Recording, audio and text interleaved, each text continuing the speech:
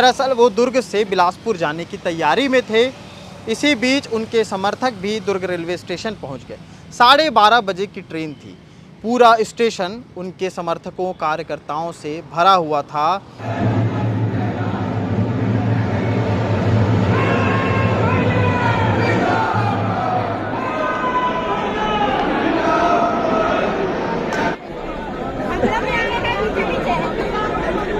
लोकसभा चुनाव के आते ही राजनीतिक सरगर्मियां तेज हो चली हैं। जिस तरह से मौसम में गर्मी तेज हो चला है। नमस्कार, मैं सीमांत हूं। केपी न्यूज़ देखना शुरू कर चुके हैं आप। कैमरे के पीछे सचिन भाऊ हैं और हम लोग एक ऐसी खबर के लिए गए हुए थे जिसको लेकर के पिछले 3 दिनों से सुगबुगाहट तेज थी। एक ऐसा नाम जो भिलाई दुर्ग क्षेत्र में तो काफ़ी ज़्यादा चर्चित था ही, अब शायद चर्चा का विषय बिलासपुर के अखबारों की सुर्खियों में वो बनने वाला है। मैं जिस शख्स के नाम का जिक्र कर रहा हूँ वो कोई और नहीं बल्कि भिलाई नगर से विधायक रहे देवेंद्र यादव हैं, जिन्होंने छात्र राजनीति से अपने राजनीतिक करियर की शुरुआत की और उसके बाद उनका ये करियर इतने परवान चढ़ते गया कि कभी भी ढलान पर आने की कोशिश या फिर किसी भी तरह की कोई गलती नहीं हुई। लोकसभा चुनाव को लेकर के जिस तरह से जगह जगह चर्चाएं चल रही हैं, उसी में एक चर्चा होती है कि देवेंद्र यादव, जिसके नाम का कोई खोज खबर फिलहाल तो नहीं था, हाल ही में जब वो विधानसभा चुनाव जीत के आए हैं सामने प्रतिद्वंदी जो प्रेम प्रकाश पांडे थे उनसे, उसके बाद किसी भी तरह का अभी ऐसा कोई विषय चर्चा में नहीं था कि उन्हें लोकसभा के लिए खड़ा किया जाएगा। लेकिन अचानक से कांग्रेस की 7वीं लिस्ट आती है और देवेंद्र यादव का नाम बिलासपुर से तय होता है, जिसके बाद लगातार जो है राजनीतिक महकमे में हलचल मच गई। एक तरफ जहां दुर्ग में बहुचर्चित सांसद रही सरोज पांडे को, जो दुर्ग से सांसद रही कभी, वो कोरबा से अब सांसदी लड़ने की तैयारी में है। उनका नाम बीजेपी की तरफ से सामने आया है लोकसभा के लिए। और कांग्रेस में जो गृह मंत्री रहे थे, पूर्व गृह मंत्री ताम्रध्वज साहू, वो महासमुंद से चुनाव लड़ रहे हैं। लेकिन आज देवेंद्र यादव पे बात क्यों? क्योंकि आज जो दृश्य देखने को मिला, वो इससे पहले भी इस तरह के दृश्य देखने को मिले हैं, लेकिन आज का दृश्य थोड़ा अलग इसलिए भी था क्योंकि आज जो है, आज की तारीख को देवेंद्र यादव जो भिलाई नगर के एमएलए हैं, दुर्ग रेलवे स्टेशन पहुंचे थे। दरअसल वो दुर्ग से बिलासपुर जाने की तैयारी में थे। इसी बीच उनके समर्थक भी दुर्ग रेलवे स्टेशन पहुँच गए। 12:30 बजे की ट्रेन थी।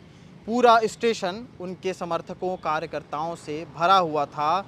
महापौर नीरज पाल के साथ साथ तमाम कांग्रेसी कार्यकर्ता वहां पर मौजूद थे और साथ ही साथ कार्यकर्ताओं के साथ ही साथ मोहल्ले के जो उन्हें चाहने वाले हैं, जो आसपास विधायकी क्षेत्र के उनके चाहने वाले हैं, शहर के लोग, वो भी वहां पर मौजूद थे। उम्र का कोई तकाजा नहीं, क्या बूढ़ा, क्या जवान, क्या महिला, क्या पुरुष, सब वहाँ पर मौजूद थे और सबकी आंखें नम थी क्योंकि वो अपने चहेते नेता को, जिन्हें वो दुर्ग भिलाई में देखते थे, उन्हें अब बिलासपुर भेज रहे थे। उनको एक विजयी भव का टीका लगा करके, तिलक लगा करके भेज रहे थे ताकि वहां जा करके वो अपना जौहर दिखाएं और जीत कराएं। फिलहाल चुनाव बाकी हैं। चुनाव के पहले की सरगर्मियां बहुत कुछ कह रही हैं। एक तरफ बीजेपी का पलड़ा भारी तो दूसरी तरफ कांग्रेस पूरी जोर आजमाइश लगा रही है। कौन जीतेगा, कौन हारेगा, ये बाद में तय होगा। अभी जो तस्वीर आपको स्क्रीन पर दिखा रहे हैं, ये दुर्ग रेलवे स्टेशन की है, जहां पर देवेंद्र यादव को छोड़ने आए वो तमाम लोग जो वहां पर भीड़ के शक्ल में वहां पर मौजूद थे और जिंदाबाद के नारे लगा रहे थे।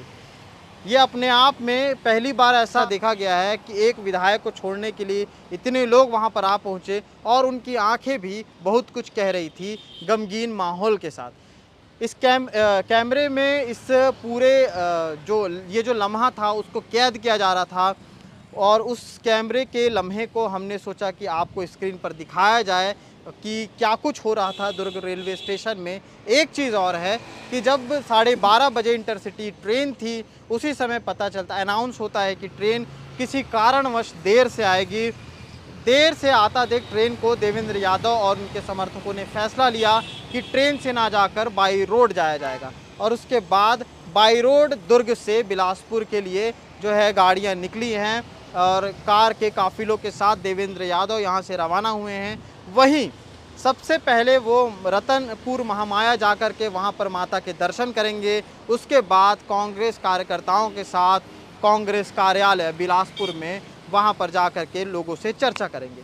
आगे क्या कुछ रिपोर्ट होगा, क्या बीजेपी, क्या कांग्रेस, क्या कौन सी पार्टी, तमाम विषयों को लेकर के हम आपके बीच आते रहेंगे, निष्पक्षता से सारी खबरें दिखाते रहेंगे। फिर वो चाहे राजनीति से जुड़ी हो, चाहे क्राइम से जुड़ी हो, चाहे फिर कहीं की ज़मीनी हकीकत क्यों ना हो। शुक्रिया।